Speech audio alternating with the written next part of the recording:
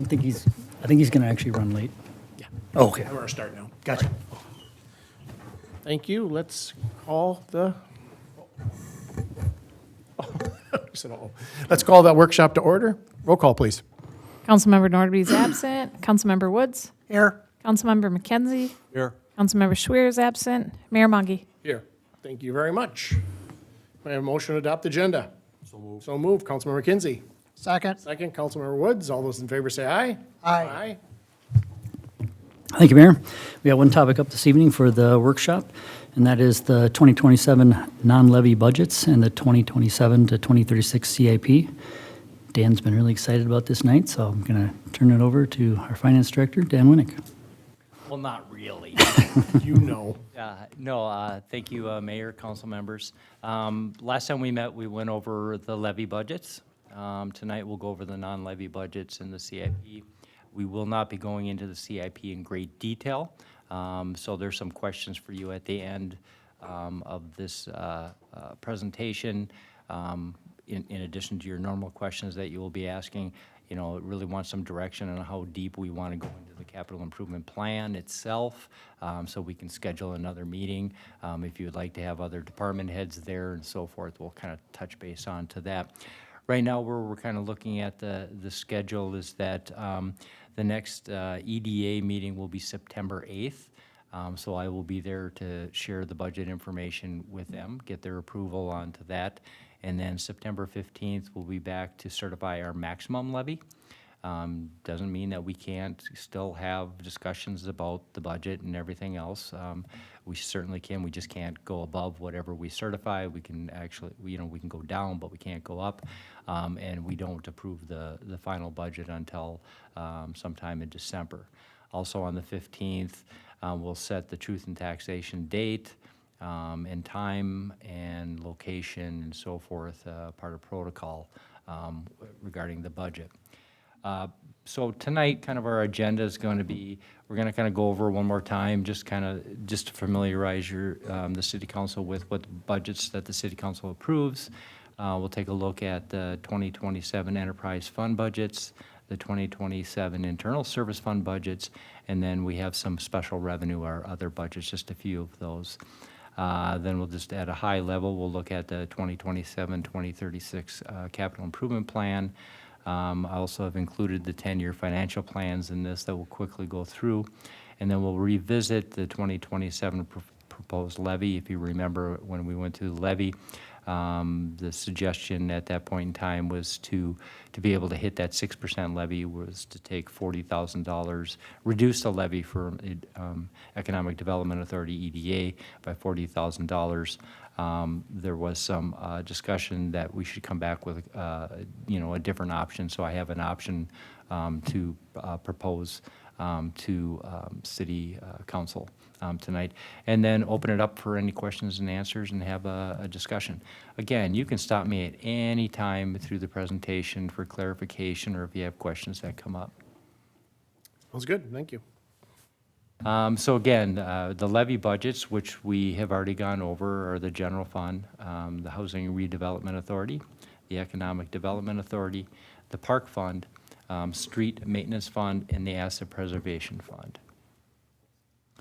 The enterprise funds we will be going over tonight are the Water Fund, Wastewater Fund, Electric Fund, Surface Water Fund, Solid Waste Fund, and the mayor's favorite, Fiber Optic Fund. Internal service funds. Internal service funds, the charges and the revenue come from our other departments for services that are provided to them through these different funds. And they're including the information technology, internal service fund, the insurance, equipment, city mechanic, and the building maintenance. And then we'll cover, we just have three other permanent special revenue funds, community center, community event, and then the fire relief fund. So enterprise funds, the first one in kind of a high level summary. To remind, I did attach all budgets, line item details with this packet. In addition, the whole complete capital improvement plan is also attached. But for the water fund, For the 2027 proposed budget, we're looking at revenues a little over $2 million, just a slight increase from last year, just below $19,000. That represents a 1% rate increase. And as we go through looking at the financial plans, and I'll kind of explain those a little bit more, I do also have a summary of what will potentially have a need for a rate increase. And then the budget's just a little over $1.9 million. Right now, the way the proposed budget is presented, it would increase our fund balance $142,000. Wastewater fund, we have revenues of just short of $2.8 million. It's of over $100,000 increase. This one would, that increase includes a 3.25% rate increase. The budget's just below 2.3 million. That's a decrease of 300,000, a little less than 300,000. Really, it's from the capital, where you're going to see that decrease. The rest of the line items are pretty much where they were in 2026. Fund balance on this would increase just under $500,000. The electric fund has a revenue of just below $12 million. That's an increase of $160,000 from 2026. The budget of just over $12 million, an increase of $500,000 from 2026. And the fund balance would decrease approximately $86,000. There is no rate proposed for 2027 in the electric fund. Surface water fund has revenues of about $1.1 million. That's an $80,000 increase from 2026. Basically, that's due to the 5.25% rate increase. When you think of a 5.25% rate increase, you think, well, that's a pretty hefty increase. It only generates $80,000. What you're going to see right now, there's 3 utility funds that have rate suggestions or rate requests of increases. And so far you've seen the water, wastewater, and surface water. The commonality and what the driving factor is to why those are being increased is because of your street projects. Every time you do a street project, there's the street component of it, which comes from your general fund or bonding. And then you have the water, wastewater, and surface water. Again, depending on if we're doing a preservation project or we're doing a reconstruction, it'll be funded from either the fund or from bonds. But even if you do bonds, then you have a debt payment that's going to be associated with it in the years to come. The budget has decreased $841,000, or $400,000 of that budget decrease. I'm sorry, it's a $800,000 budget. It's decreased about $367,000. The majority of that is all due to the fluctuations of capital needs that are based upon the capital improvement plan. This would increase the fund balance about $260,000. Solid waste fund has revenues about $1.1 million. It's a $26,000 increase from 26. The budget's about $1,150,000. It's a decrease of about $123 from 2026. And right now, this would decrease the fund balance about $47,000. Again, no rate increase in the solid waste. The big component to why the budget has decreased is due to the RFP that we did for the garbage hauler. And we got some really, really good rates from that. But some of that is offset because of tipping charges, and tipping charges continuously go up. We pay the tipping charges that come from the Ramsey, Washington County Recycling Center. Those are a significant component to the budget.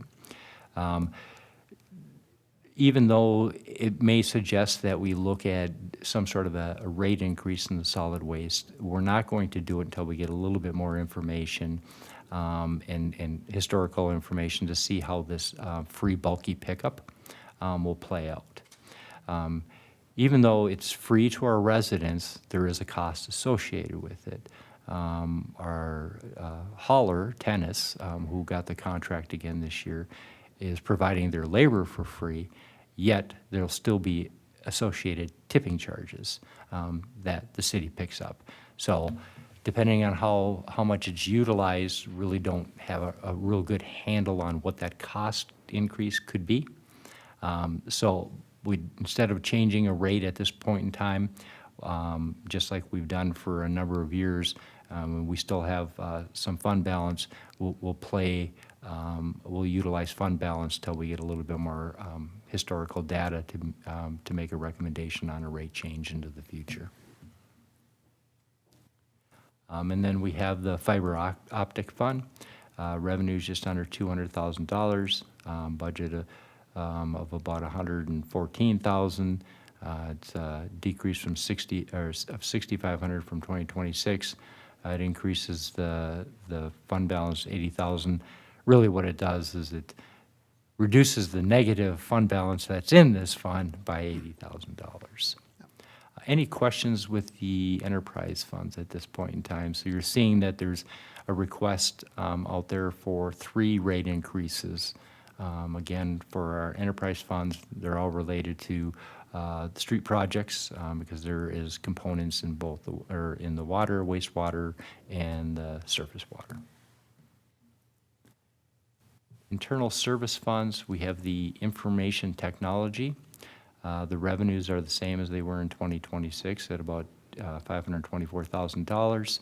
We have a budget of about $622,000, increase of about $33,000 from 2025. Again, the driving factor to that increase is Metro INET charges. This would decrease our fund balance about $98,000.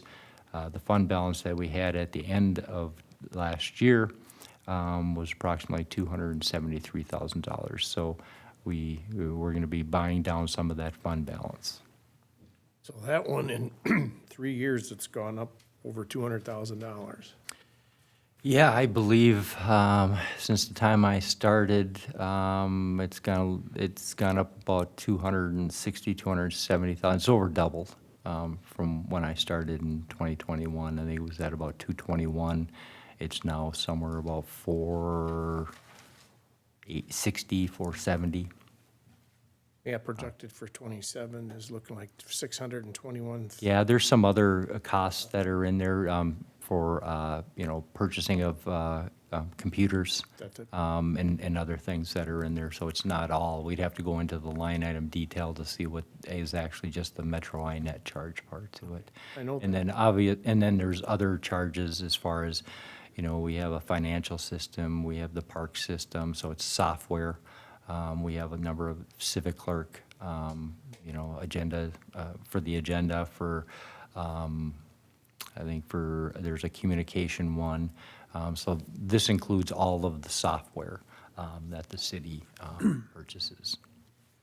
So that's where you're seeing that $621,000 figure. I mean, that seems to be something maybe we have to try to focus on this year coming up, to just try to get a handle on understanding exactly what we're paying for and seeing what, where that comes, because that just seems to be a budget that's quite a bit. Are we taking advantage of everything that we're paying for there? Yep. Appropriately? And I know some cities have, one person that works, for the city that does the run around and do things like that. You can do a mix and match of things just to kind of understand where we're at, so we can feel comfortable, because it's quite a.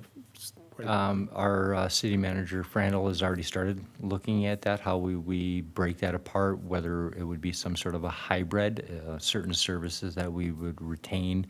That may be, the internet connectivity, the security component to it, but maybe there's a breakout of either hiring an individual or hiring a company to provide, more or less that day-to-day Normal tech support. tech support piece to it, right? And, you could hire a company and, and part of their agreement would be that there would have to be, a 2 or 3 hour response time if you have some sort of issue. So he's well aware.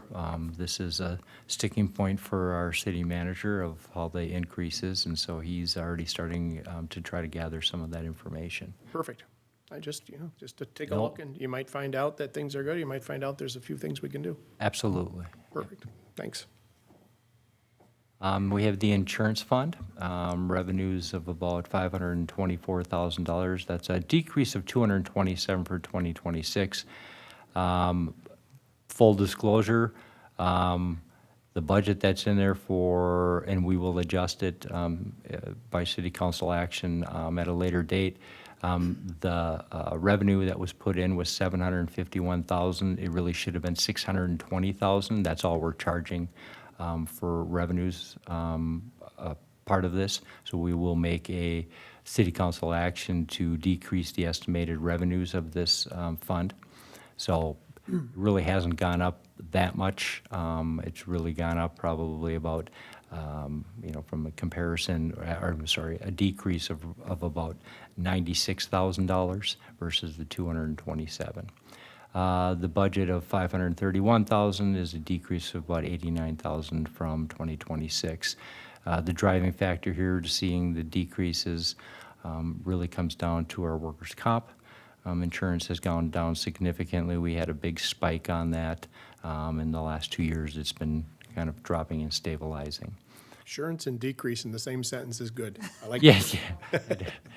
yeah. It is, absolutely. And so right now, it would look for the 2027 budget that there would be a decrease in our fund balance of just $6,800. Our equipment fund revenues decreased about $10,000 from 2026 at about $528,000.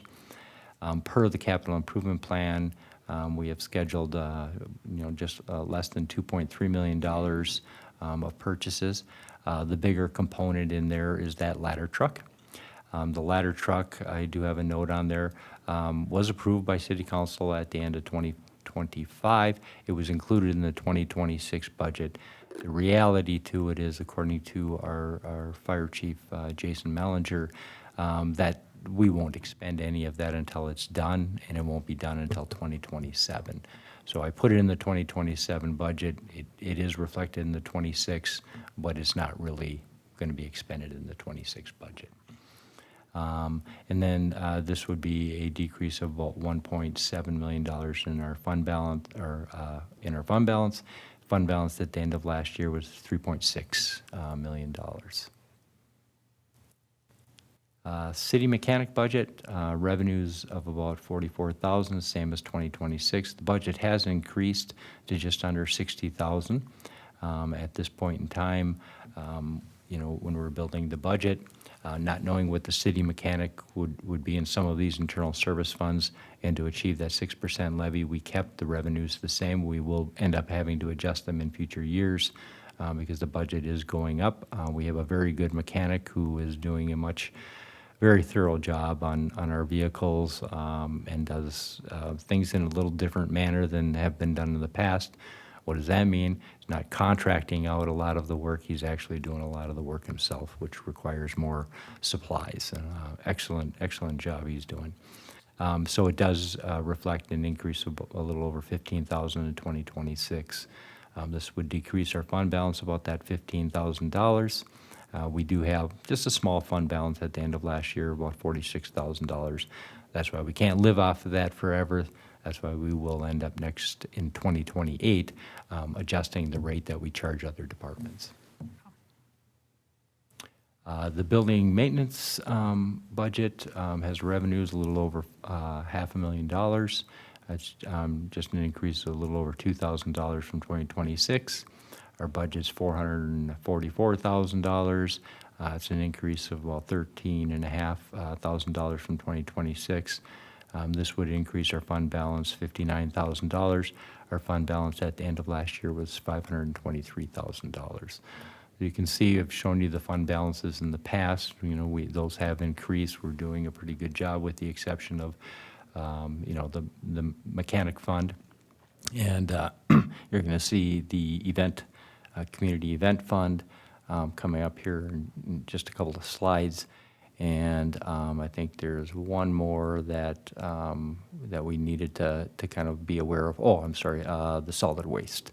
And that's, we'll play that out, even though we are projecting a negativity to that. We want to project out and find out how that bulky pickup is going to play out for us before we make any adjustments to our residents.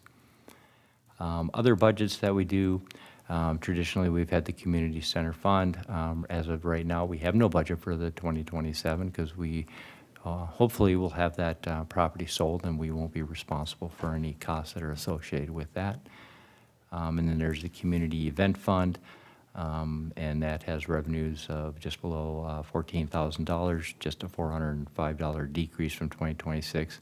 Has a budget of about $34,000. That's an increase of about $4,500 for 2026. It's a decrease in our fund balance of about $20,000. Our fund balance at the end of the year was 52. And so you can see that'll need to be adjusted in the 2028 budget component to it. Primarily what the community event fund is it pays for all the costs associated with what Ava does and all of the wonderful community events that she plans and does an absolutely fabulous job. And then it's costs that are associated with the car show come out of this fund. And then there's the fire relief fund, and traditionally what this fund has been used for is basically the revenues in the budget. It's a pass-through. We receive fire aid from the state of Minnesota, and we end up having to transfer. We may not need this budget in 2027, still looking into it a little bit. If you are aware, City Council had approved that the fire relief is no longer its own association. It's now part of the Minnesota State PERA. And I haven't gotten confirmation, but I believe that the payments will go directly to PERA versus coming to the city, and then we would actually give it to the Fire Relief Association. So I think we're no longer the middle person on this, which would say we don't need to have a fire relief fund, but we'll know a little bit more. Any questions with our internal service funds or our special revenue funds that we have? Well, that fire fund then, is that what the part-timers get? Is that their base pay at the end of a season and that? Or how they get paid for each call, or how is that? It's their pension. Pension? Yeah, so there's a set dollar amount. I think right now it's set at for every year of service, they get $7,100 put into kind of a pot. And after, I'm not going to know the exact amount, I think after 20 years, they get 100% of that back. If it's after 5 years, I think it's 40. It ratchets up. I think after 10 years, it's like 60% until they're fully vested into the. What's their to full the plan. investment and how many years of service? I think it's 20. 20? Right now is, I think. So if they were only a fire part-timer for 10 years, they would not draw out of it then, They would get a percentage. percentage? Yeah, not 100%. Okay. So, the Fire Relief Association has done a fantastic job of investing those funds throughout the years until they made the decision to turn this over to the state of Minnesota.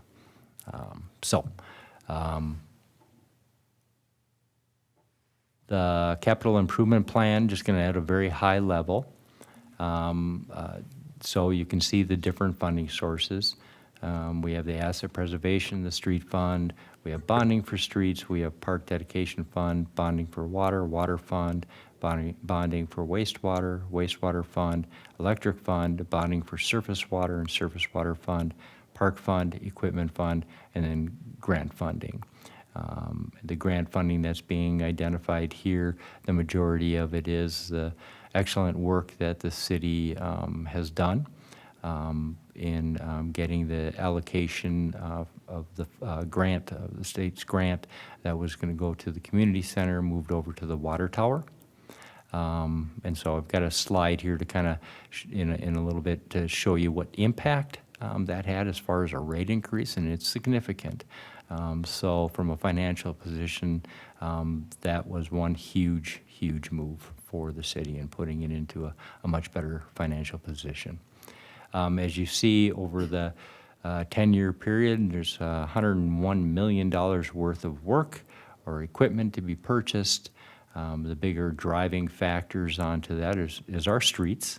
Not cheap to do street work. And so there's a combination of bonds, because we're on a cycle of every other year we do bonding, and every other year we, in the year we don't do bonding, we do a street preservation program, which we're doing this year.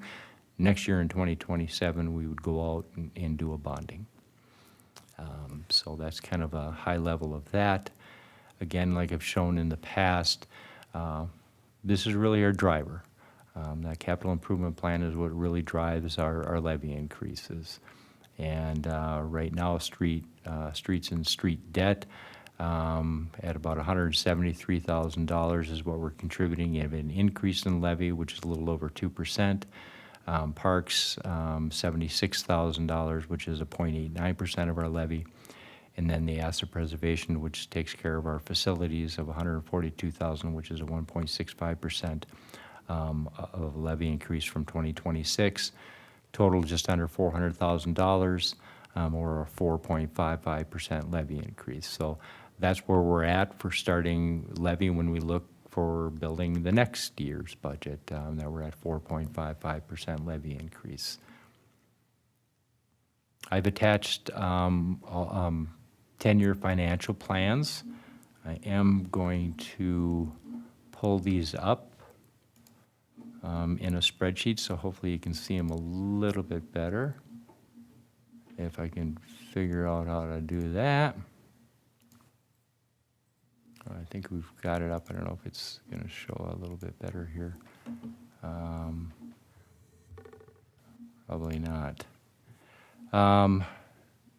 So for the water fund, so all of these 10-year financial pictures, there's a lot of assumptions that we make. We make assumptions on what we think our annual increase in our expenditures will be, usually using about a 3.5% increase.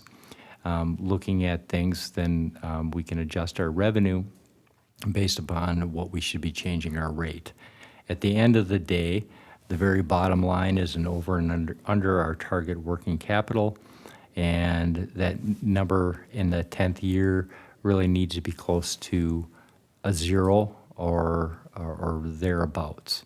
It's the financial plans are looked at it two different ways, from fund balance and cash. And cash is more of a true reflection of what you really have to be able to purchase things. And as you can see here in the water fund, that there would be 1% increases. Now, this gets adjusted every single year based upon how we perform. You know, the 2025 actuals are in. We perform better, and you've seen that information than we anticipated from a budgetary standpoint. So then it reduces our need. The bigger driving factor here is that in the capital line, there isn't that, you know, $4.5 million expenditure coming out of the water fund. And that again is due to the switching of the grant from the community center to the water fund, which has a significant impact on what we would have had to ask for water fund rate increases. The wastewater, same thing. That one's looking at about a 3.25% rate increase. Again, we're looking at expenditures using that 3.5%. Electric should not need a rate increase for 27, 28, 29, and then based upon that performance, it may even go longer than that. But right now, with what we have, we'd be looking at in the range of about a 2%. Again, there's so many variables that play into this. You know, we're utilizing about a 2.25% increase from MMPA. If it were to go a lot higher than that, obviously it would push the rate increase up sooner. If it doesn't go up, then and we perform better, then we can lower that number down. And then surface water, that's the one that's at that 5.25%. And unfortunately, there just isn't a lot of revenue that's in there. You know, it's about a $1.1 million budget. You know, 5.25% increase is only generating $60,000 in revenue. Yet this one gets hit quite significantly by street projects. Part of what we ended up seeing with Casey Lake, a pond. It's the runoff water in a project that ends up coming from the surface water component to it. And then our solid waste, right now, we're going to hold it, our rate's the same for 2027. But there is a potential that as the contract has rate increases of 3%, that we may end up having to have a rate increase of about the 3.5% range. But again, let's play it out a little bit and see how the bulky pickup has an impact. And Councilmember Nordby, I had said earlier about the bulky pickup, that there still is a cost associated with that for the city. It's free to our residents, the 6 acceptable bulky pickup items and then 2 acceptable appliances. The labor is not being charged by tenants, yet there's going to be tipping charges that would be associated in part of our contract, and we've always had it that way. We pay those tipping charges. So we just want to play it out to see how it's going to go before doing any rate increase. And so we'll use some fund balance to cover us through the 2027. And then fiber optics, there's not a lot to say about it. It's a negative fund balance. It's going to take many years to get back, if ever, because we do have some contracts from some cities that prepaid that will be coming up in about 6-7 years. So whether they will charge or continue to use our fiber, that's a question to be determined. And then we have the equipment fund. One thing when it comes to that, is there any equipment that we need to upgrade? Is there stuff that has to happen with the fiber? Is there the backbone? Is there anything that we or somebody else take care of that? Don't cry, it's just fiber. You go ahead. So, it's fine. We're good, I'm not sure. yeah. He'll tell us later. We can go on to something, we can go on next. We have, in my time here, we haven't paid any additional costs onto it. Sometimes, the switches get old and different things Yeah, like that. yeah, You gotta, absolutely. You gotta do some kind of a cleanup. Yeah. Okay. So I'm Thanks. unaware of that. When they move from the community center over to the public works, will they be grading any of the connections in there? That again, I don't know. I do know We're that just that'll be splicing at in our the street. cost. There's not gonna yeah. there's not gonna be anything in the building, just gonna be a splice in the street now. So all that equipment that's in the community center won't be there anymore. It's just gonna be splices. Yeah, I believe that's correct, yeah. So that will get rid of stuff. And then we have the equipment fund, and we're not anticipating any rate increases in 27, 28, and 29. Again, it's an internal charge that we do for the equipment, and then after that, we'd be looking at about a 5% based upon the capital improvement plan and the needs for equipment replacement. Building and asset preservation fund. Again, how this is built right now is to keeping that levy increase every year of $142,000. That would cover what's in the capital improvement plan. There's 1 year in there that's 2031 that we would have a negative amount. That'll be something that we'll have to look at and adjust what we're expending so we don't go into a negative component. That has not been put on in these plans. Plans are really to determine if there's rate increases, how much of a rate increase, and so forth. But obviously, when 2031 comes around, we wouldn't do what's being said in this plan. Park dedication fund is pretty stagnant fund. We only get money on newer developments. They have a fund balance of they have a fund balance of about $471,000. Part of their CIP that they would need in 2029 per the capital improvement plan, about $450,000. Doesn't leave them much. Doesn't generate a great amount of revenue. As you can see, in 23 it was about a little over 23,000. 2024 was 184,000. A big component of that, 2 pieces. One, brought it to City Council. We got the funds from the Sentinel development, and then from I call it the Lilly development, Article number 7. And then outside of that, we just get some smaller amounts. In 2025, we, receive about 20,000.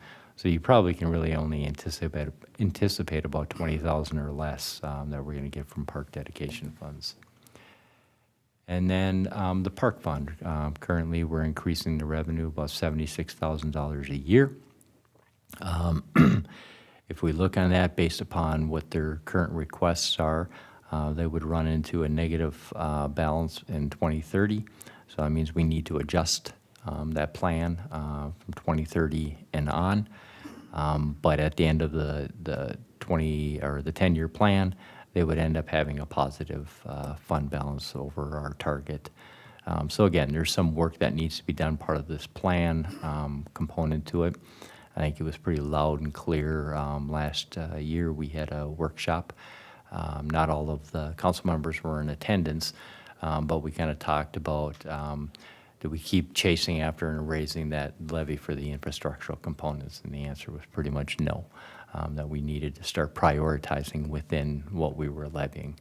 And so that's kind of the direction that we're looking at. So again, we would end up having to adjust our plans to be affordable underneath what we are levying piece to it. And then we have the street maintenance fund, and that covers a lot of ground, a lot of expenditures that are in there that you can see in the capital improvement plan. So that it's going to be, that's where we're going to be paying debt. Comes out of there from the bonding components to it. It's all the capital plans that are out there on that. Every other year we have that preservation plan that we do. And those are significant dollars that we're putting in there. I am going to ask Ron Ritchie to come up here and speak for a second, because in our department head meeting today, Brian said that Ron was supposed to present this, today. So I am going to put him on the spot right now, because there was something that our city manager, Brian Frandl, myself, and Ron were having a conversation, and I kind of wanted for him to kind of say it, of what is his perspective on, how that asset preservation, or that preservation part of the road construction is working for the city. Are we seeing any improvements? And he made some interesting comments, but I'm going to let him kind of talk about that a little bit. Wow, this is putting me on the spot. So yeah, the pavement preservation, part of that program is to try to get, as much blacktop down as we can on the roads. With our road ratings being where they were when we looked at this from the beginning, just with the money that was being put in there, we would have never got that scale to go upwards. So with this pavement preservation, we are able to get a lot more of the roads covered. We're done patching for the year right now, which it's about a month ahead of schedule where we normally are, and that has a lot to do with that pavement preservation. We probably will get to a point with this pavement preservation where we'll have to start making some decisions on do we cover this up, or do we not cover some of these utilities up, for doing it. But we are heading in the right direction. Morgan is going to give us an update on our road rating conditions. We do that every year. We rate our roads. So we'll kind of see where our numbers will be at. But we are making, a huge difference, in our eyes with this. And like I said, it's not the perfect plan, but I think it's a good enough plan to where, we can get a lot more roads covered, where when residents come out and ask us, hey, when are we going to have a project in our area, and it's not even on the outlook yet, at least something like this program can hopefully put us in some, buy us the time that we're going to need to do the full utility replacements down the road. I don't know if I hit on some of the stuff that you wanted me to, or. No, I think you did an excellent job, and it's really the piece that I think is significant, that the two pieces. One, he didn't say that the finance we'll talk about, but is that our road rating is heading in the right direction. If you remember when that was presented, the way we were doing it was every other year bonding. We weren't taking care of that other component that, I think it was Randy, Ron, and Morgan had come up with, and through buy-in, our city manager clearly supported, and so did city council, to be able to do this other component to it. I think the rating at that time, we were in like the 50s. Yeah. And it wasn't going to change by doing that every other year. Now I think we're seeing, and I wouldn't be surprised if we're approaching that 70 number coming up pretty soon. And that from a pure finance side to it is that we're paying that part in cash. We're not bonding for that every other year. Again, city council was supportive enough that that's where we had transferred the startup of it 2 years ago. Well, actually, yeah, 2 years ago, the $1.1 million to start it up.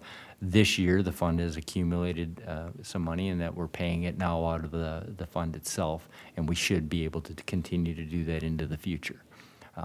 So I think that's pretty significant, and I know Ron just loves when, we give him more money because it just means more work for him. But.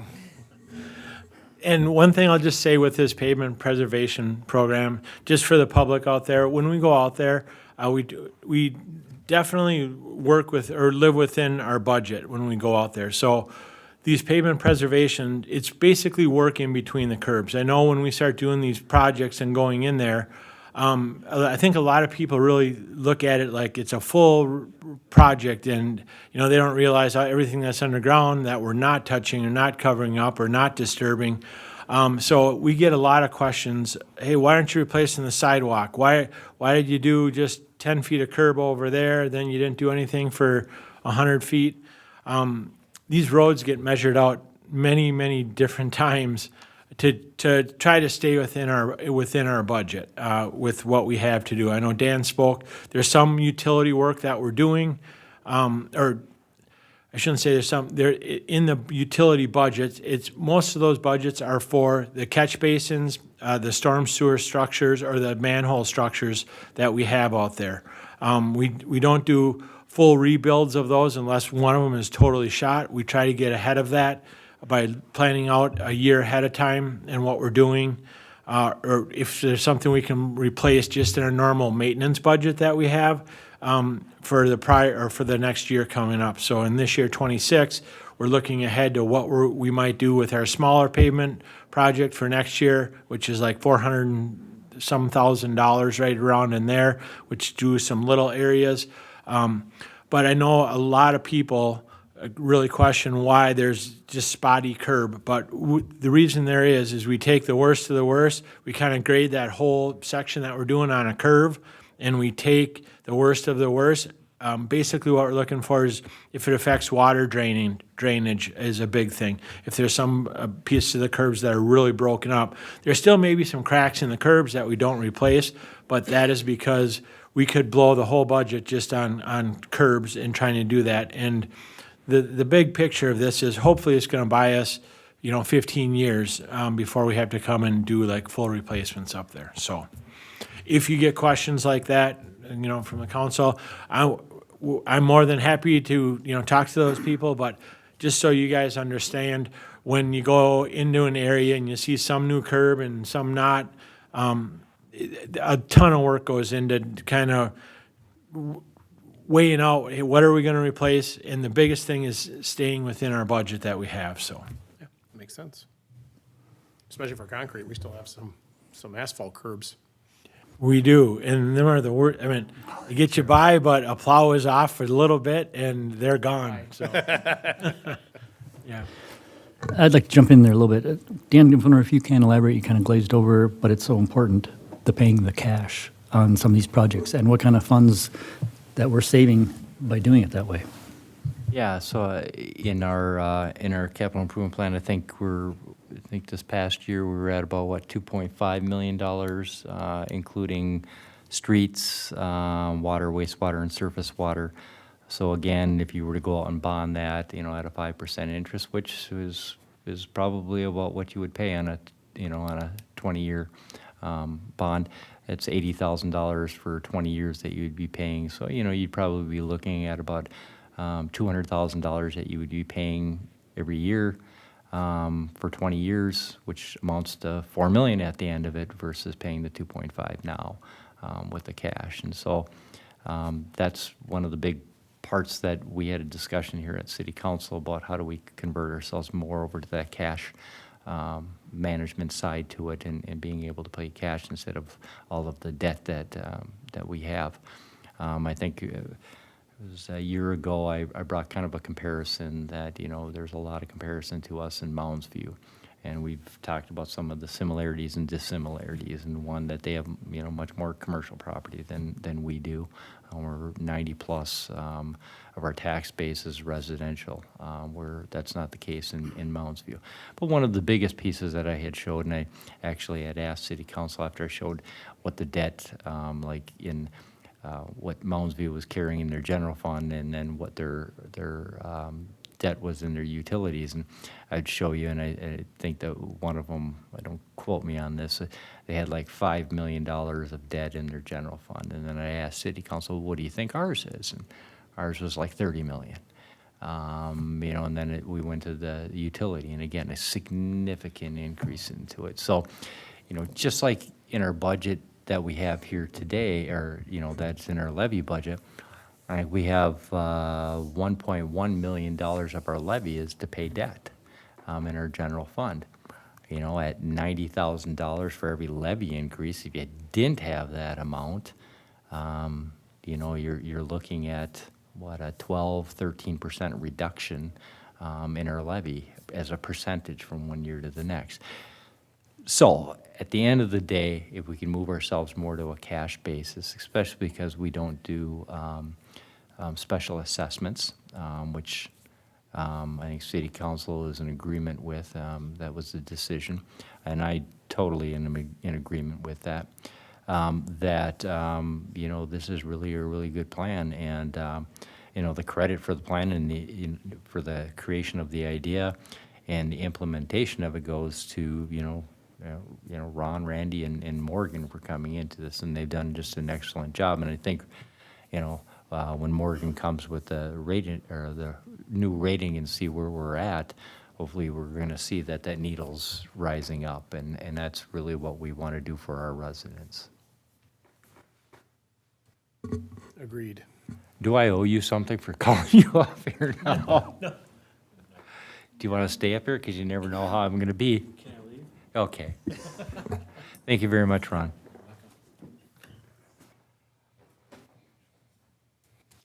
So again, all of our street projects really do have, in our capital component to it, and the capital improvement plan really does impact, our need to do some utility rate changes. If you remember on November 18th of last year, where we were at before we saw the performances of things, and this is how things can change so quickly, we were anticipating that water fund would end up needing a 6.25% increase. Now we're down to 1%.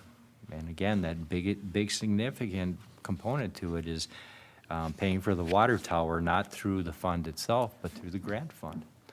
So that's how huge that change is on that water rate. Wastewater, we were looking at a 6.75% increase last year. We still are going to require an increase. It's not as significant. It's 3.25 starting in 2027. The electric fund clearly performed fantastic last year. We were looking at a potential of having to do an increase. Now we're comfortable in saying we're not going to have a rate increase for 3 years unless something totally bizarre happens as far as rates that we get from MMPA. Our surface water, that one didn't change a great deal. We were at 6%. We're going to need a 5.25%. And I think kind of explained that before. That's just a tougher one. There's just not as much revenue that that fund generates. And then the solid waste, we're going to hold that steady for the 2027, just from the standpoint that we wanted to wait for the RFP. That hasn't changed. So here's where the current rates are at. And what's included in the budget right now is a water fund increase of 1% on the rate, wastewater 3.25, surface water 5.25. Those are the three rates that would change in 2027. To kind of, in the past 5 years, what kind of rate increases have we done? In 22 and 23, we had electric rate increases. We have not had anything in electric rate increases since that time. Wastewater, we saw increases in 23 and 24. In surface water in 24 and 25, and no rate increases in 2026. Again, you know, outside of that water, which was going to be a big increase, that's kind of gotten off the whole radar. It hasn't had any increases for quite some time. And then you see the other two components, the wastewater and surface water, and again, they're being driven because of the street projects. So we're, you know, like to be able to see no rate increases, but that's just not the reality of the world in which we live in right now. If we're we're trying to, hey, Brian, I think it's catchy. We're trying to play catch up, you know, on our road rating and so forth. And again, a lot of thanks to, you know, Ron, Randy, and Morgan coming up with that next plan. Because I'll never forget, we were actually over in the Sandberg room when we looked at, there was a letter and some graphs that Morgan had put together on our road rating. And to watch city council's face looking at it going, are you serious? We're putting in these bonding and our rating isn't changing. Actually, it was decreasing slightly. So they came up with a different plan to try to move that needle, and I think it's working. And then we're going to revisit the proposed 2027 levy that we had talked about last time. We're at a 6%, and at that point in time, we were looking at to make that 6% a $40,000 reduction in EDA, Economic Development Authority. There was some discussion on that kind of said, hey, is there a different way that we could do that? So Brian and I took a hard look. And what we're proposing as an option is to increase our revenue in the general fund for investment income by $25,000, and then to reduce the EDA levy only $15,000 instead of the $40,000. And I think we felt pretty comfortable with that investment income, looking in the past, and then looking at where bond rating and our bond rates right now are going. So right now they're over that 4% mark for 5 years. So I think we're feeling very comfortable with that. Question to City Council is that the direction you want us to go into? Because again, on September 8th, I'll be bringing the budget, and I will incorporate whatever you want, or if you come up with something else, that there would be a $15,000 reduction in the EDA, and then bring in the EDA's budget and levy to them to get their approval on the 8th. And then the 15th, bring back our levy budgets for certification for the maximum levy. Would this affect our facade program that we've got going on through the EDA? I don't believe it does. If when we looked at it last time, we had a pretty significant fund balance and cash available in the EDA, and even at the amount, I think we'd be sitting. I think we levy a little over 200,000, so cut it down to 185. It covers all the expenses and then some. So I don't think we're even going to go negative, even with the facade program. And there has not been to date a lot of facade requests that we've paid out. I'm not saying that it doesn't pick up a thing, but I think we're pretty comfortable in going through at least the 2027 budget that way. Sounds like a good compromise. Good compromise? Okay. All right. And then I just wanted to provide some related information, when we look at different things. That related information, here's the assessor's market values And we're seeing that, from 2021, that there was a steady increase. We had some very significant increases percentage-wise in the years. And now we're seeing that market values are starting to drop. And I think that we'll see them, in the next few years, we'll see them holding or dropping again. I don't think anything real significant, but I think we'll see it dropping, 1% or 2%. This to me, market value is one thing. To me, it's really comes down to the value for the tax rate. So how the state of Minnesota's property tax system works is that you take market value. We'll talk residential.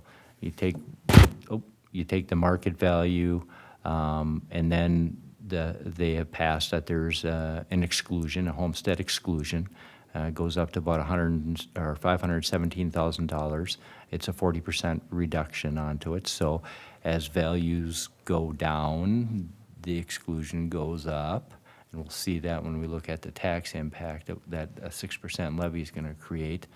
But if you notice that in 2020, from 2024 to 2025, even though our market value is going up 24 to 25, our net tax capacity that you use in the tax rate is actually going down.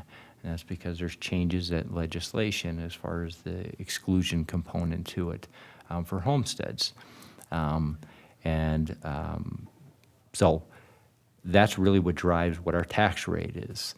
And you can see it went up in 2026. Now it's dropping down again in 2027. This is a little alarming for me when I did the calculation for it. And I know the mayor's pressed this almost from day number one, talking about, the tax rates and when he first moved into the city versus where we're at now. Even if we look back just since 2021, we were at a 41% tax rate.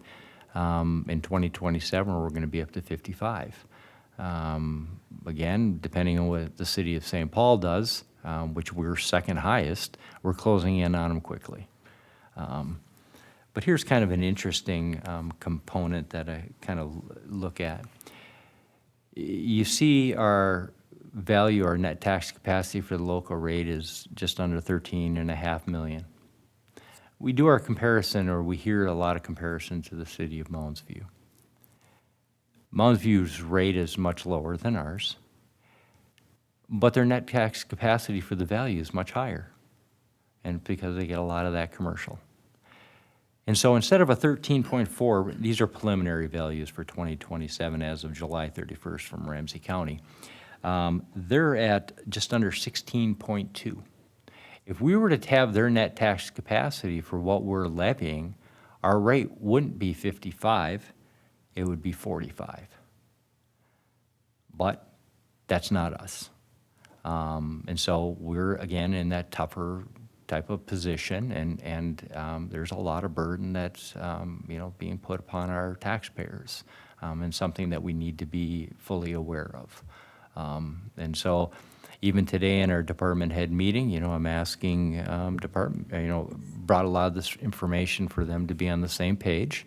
And it's very easy to want additional staff to do this, to do that.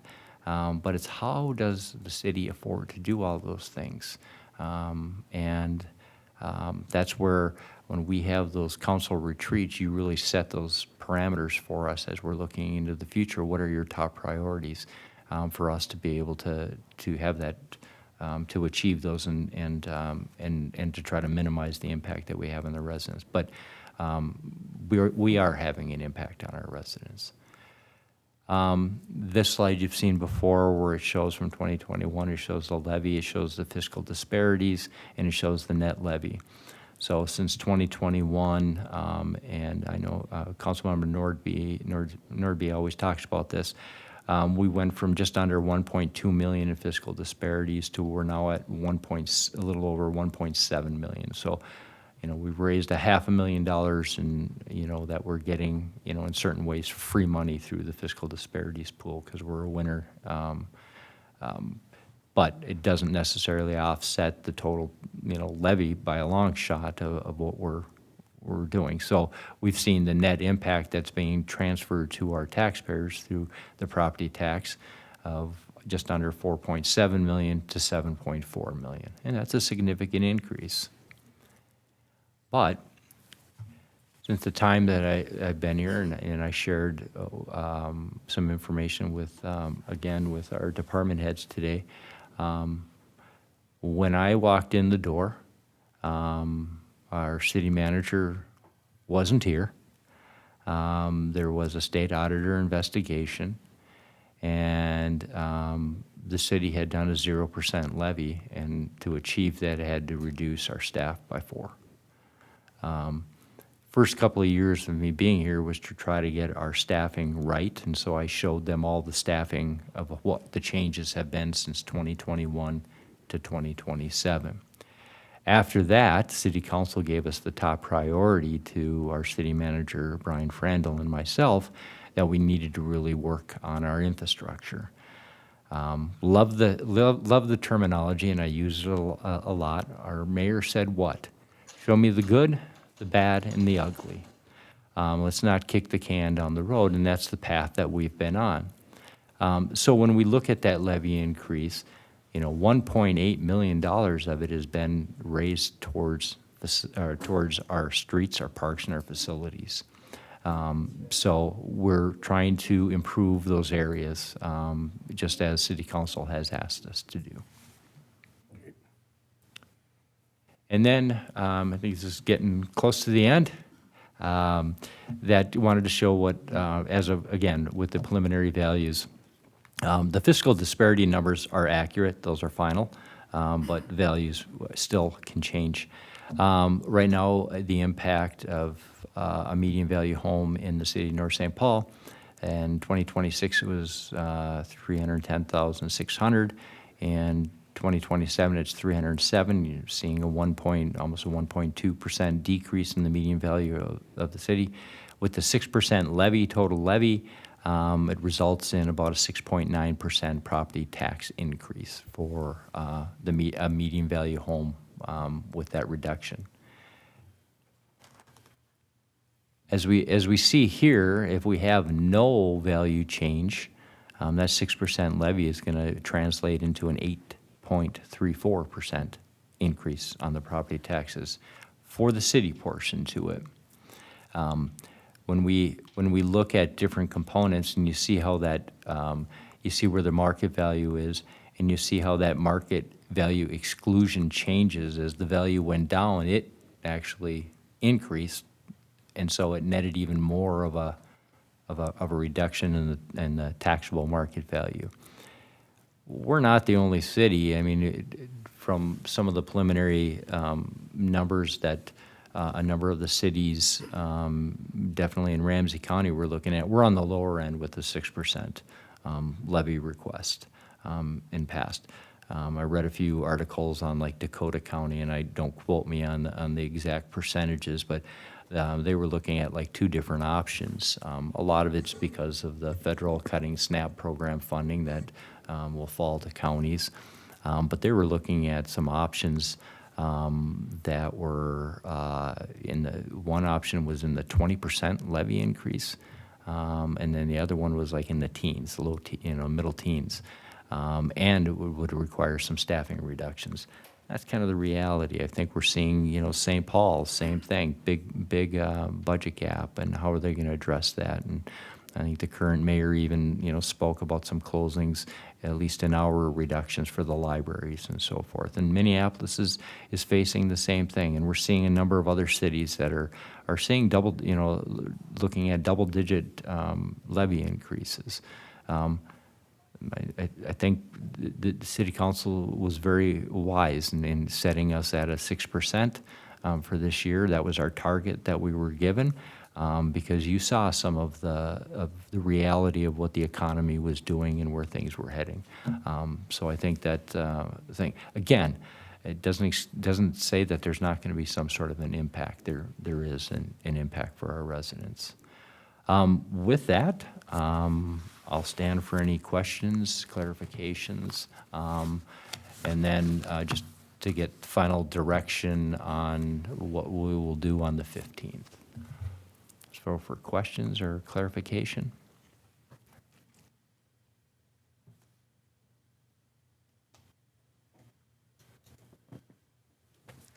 I don't have any questions, Dan. Thank you very much Okay. for putting these numbers together. I know it's a lot of work that you and your staff put in to get all this put together, so I appreciate you going through it with us very meticulously. Thank you. Very thorough.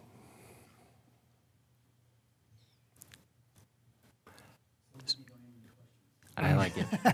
So on the 15th, we will bring documentation with the resolutions for certifying our maximum levy at that 6% with with a $15,000 reduction in the Economic Development Authority. Unless something changes from the Economic Development Authority, that's where we would do, but we'd give them on the 8th, that part to it. My final piece that I would like to say is that when we talk about staff, I've got some really good news about staff, and I have to say this in a public forum. I think you're aware that Jackie had retired, and Melissa was promoted into that position, and I think she's done a fabulous job on the payroll and accounts payable, and she's doing fabulous. But here's the bigger piece to it. As I wind down my career, I couldn't be any prouder than, is that in the last 2 years, she's been going to school at nighttime. So she works full-time, does that, and then she has on some weekends a part-time job that she does. So in 2 years, she had an undergraduate degree, she went back, and she now has an accounting degree. Not bad. Very, very proud of her. That is not an easy task to do. And she is a remarkable individual, and she had to step in to fill some pretty big shoes from Jackie. And she's doing a very good job, and I think she has a very bright future with the city. So I want to say congratulations to her in a public forum, and I wanted our city council to know that, that we have some remarkable, extraordinary staff. Good. So, and again, Congratulations to her. Thank you. and again, I thank you all for the opportunity to present and get your support and your direction. So thank you very much, Mayor, City Council members, and Brian Frandl for his leadership that he gives to us on a day-in, day-out basis. All right. Thank you very much. Very much, Dan. Appreciate it. All right, that's a wrap. So if I have a call for adjournment, and then we'll meet in 7 minutes. So moved. So move, Councilmember Woods. Second. Second, Councilmember McKenzie. All those in favor say aye. Aye. See you at 6:30. Thanks again, Dan.